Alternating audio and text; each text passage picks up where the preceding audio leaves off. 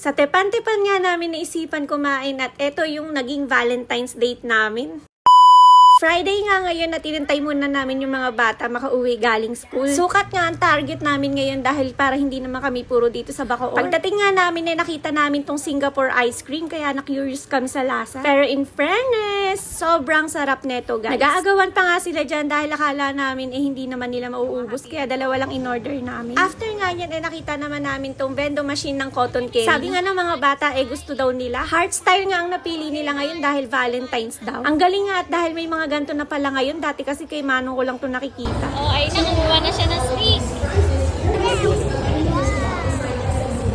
Oh, dito pala. Ito pala, uli. Habang tayo dyan. Tapos siya shape na ulit. Oh! Heart ba? Yeah, sa front. Wow! It's a heart. Oh, heart ka. Oh, heart ka. Heart ka. Heart ka, no?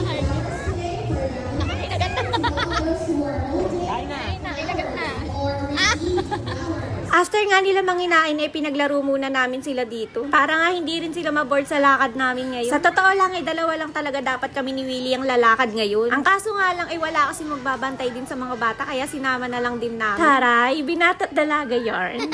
Tawa nga ng tawa si Wilson dyan dahil binabato siya ng daddy niya. At etong dalawa naman parang mga baby pa rin. Lalo na to si Elise, magti 10 years old na to sa July 14. Pero parang baby pa rin. Nagsiswimming pa yan dyan sa mga balls. Diyos ko day. After nga nila maglaro dumiretso na kami dito sa Tepan-Tepan. Ang kaso nga lang fully book na daw sila. Kailangan pala pagpupunta dito nagpaparserve muna. Kaya nga sabi ko magtongyang na lang kami. Total gusto rin naman ng mga bata nagluluto sila. Sinukat nga yung mga height nila dito dahil may discount pala pagka mga bata. Gutom na nga sila dito dahil galing nga sila sa paglalaro. Buffet style nga to at kayo din ang kukuha ng mga lulutuin nyo. Kumuha na nga kami ng mga kaya naming ubusin lang para hindi na kami tayo ng tayo. Ilang taon na rin kami suki ng tongyang. Sabi ko nga kay Elise videohan niya naman ako para may exposure naman ako kahit konti. Habang nagluluto nga kami dyan, syempre may mga pinapapak na din kaming tempura. Hindi ko alam kung anong tawag dun sa iba pero meron na rin kami mga nakuha na lutong pagkain. 8 PM na nga kami nakapasok dito kaya medyo ginabi din talaga kami. Sinabihan nga din kami na hanggang 9 PM nga lang din daw sila. Kaya halos kami na lang din talaga yung natira dito. Ito nga si Elise halos nakatulog na rin dun sa couch. Hindi na rin kasi sila nakapagpahinga dahil pagkagaling nila sa school dumiretso na nga kami sa galaan. Kaya ramdam na ramdam talaga nila yung pagod ngayong araw. After nga niyan dumaan muna kami sa spa dahil may kukunin si Willie. Pagtingin ko nga dito sa mga to tawang-tawa ako. Paano ba naman patong-patong na sila, hindi na nila alam kung anong pwestong tulog ang gagawin nila. Si Eliana nga yun nasa ilalim at si Wilson naman yung nasa ibabaw na yan. Inayos ko din naman yan kaagad guys, kaya lang natutuwa akong kuhaan ng video. At eto naman si Elise nakanganga at hindi